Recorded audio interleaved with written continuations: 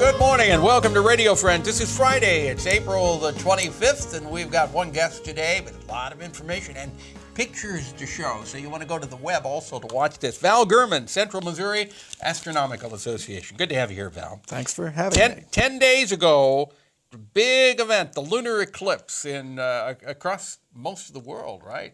Well, certainly North America, everybody on our side of the world got to see it, and it was because for us here in mid-Missouri, because we had that front go through. Remember, it snowed that day? Yes, it snowed most of the day, and then it cleared up about sunset. Yes. And I saw the full moon coming up. I think it was about 7 o'clock, 7:30 at night. Yes. Just beautiful.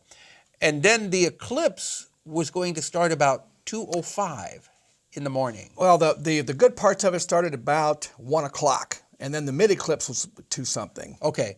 And I have to admit, I didn't stay up. I did get up at 2 o'clock to look out the window. I couldn't see it from the window, and it was just too cold that night. I didn't go outside. But no, Val stayed up all night long, and you took pictures, didn't you? Yes.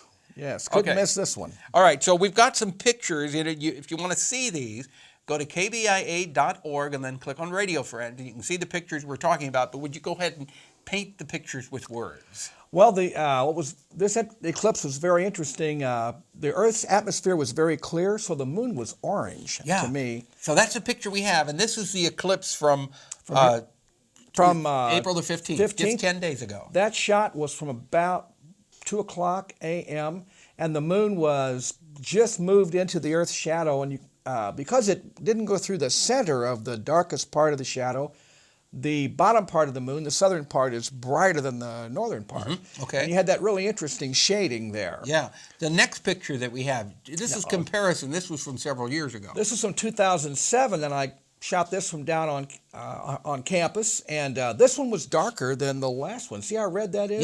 Yeah. That was a quite dark eclipse, and the moon turned red. Yeah. So they were calling it, some people call that a blood moon.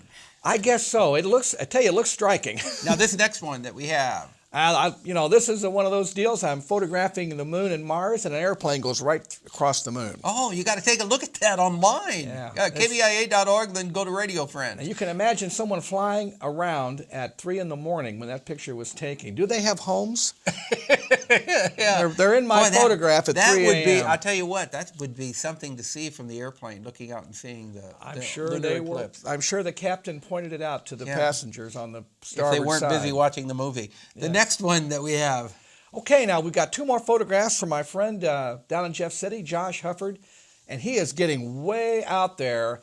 This is a photograph of one of the most distant and dim planetaries that you can ever photograph. It's called Jones 1. Jones 1. And it's way 6,000 light years away. And it looks like a blue horseshoe. For those of you listening on the radio, it looks like a blue horseshoe. But go to KBIA.org and watch Radio Friends, and you can see these pictures. And what is spectacular about this is I couldn't even believe this could be photographed from here in Missouri, but he got it. The next one is? This one is a real spectacle. This is IC 1871, called the Sol Nebula, and it's because right next door there's a nebula that looks like a heart, and they call it the Heart and Soul. Yeah. Anyway, this is the Sol, which is a very, very spectacular hydrogen cloud. Oh, my goodness. It looks beautiful. It looks like a beautiful piece of artwork, and it is, isn't it? It's a beautiful piece of artwork. This is also 6,000 light years away. 6,000 light years away. Okay. The next one is? Okay, now, breaking news here, and we're going to be hearing more about this. Saturn may be actually forming a moon right in front of our eyes.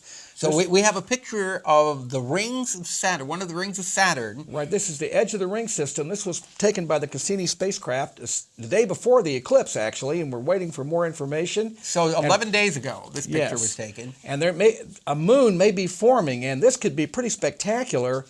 This is sort of the way, perhaps, that new moons are formed around the big planets. They are accumulated by the ring systems and then thrown out into orbit around the planet. Okay. So stay tuned on this one. Oh, look at that picture. Pretty amazing. Yeah. Do we have more? Yeah, yes. Oh, here's some. Okay, May 10th is National Astronomy Day. We're going to be at Rockbridge High School at the Columbia Public Schools Planetarium. And this is our solar telescope. It was being used by a Girl Scout. We showed 500 Scouts the sun about 3 weeks ago. Okay, so you can go out on May 10th at Rockbridge High School and you can use this telescope. Yeah. And this, we're looking at the inside of the planetarium. Brand new seats. You can't believe it. Yeah. In fact, they're too comfortable. I go to sleep. I don't think you go to sleep there. And then these are, we have more pictures of the planetarium. This is the view from the new control system. I mean, this thing is awesome. You got to come see it. May 10th. Planetarium shows all afternoon. Okay, on Saturday, at Rockbridge May High 10th. School. At Rockbridge High School. And then this looks like we have a picture of the space shuttle. Space shuttle. They have a new program, Hubble Vision 2 it's called. And this is a 180-degree view. You really can't get the whole impact. You are surrounded by the image. Oh, it is spectacular. Okay. You got to come see it. That will be on May the 10th at Rockbridge High School. School from like 2 to 6 p.m. Okay, and what about the telescope? Solar viewing running continuously with that. We'll run Okay. all afternoon, same time. All right, Val Germann, thank you so much for coming by. Central Missouri Astronomical Association, always a pleasure to have you here. And Thanks. So much information. We're out of time for today.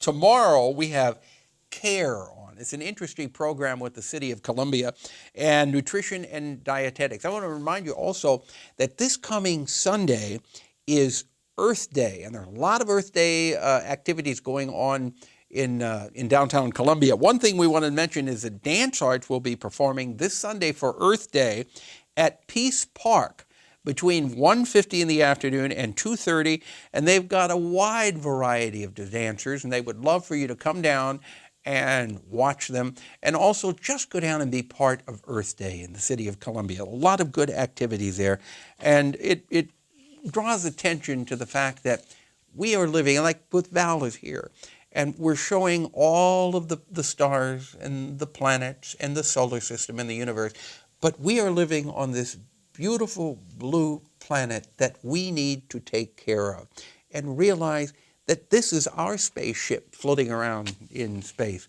And with Earth Day, they have a lot of good information of how we can help make our planet, our neighborhood, our lifestyle sustainable and better for all of us. Okay? So mark it on your calendar this coming Sunday, Earth Day in Columbia and Dance Arts between 1:50 and 2:30 at Peace Park. We're out of time for today. Oh, I told you already. Tomorrow we've got CARE and nutrition and dietetics. Our program directed by Travis McMillen of the Reynolds Journalism Institute. Audio is Pat Akers from KBIA.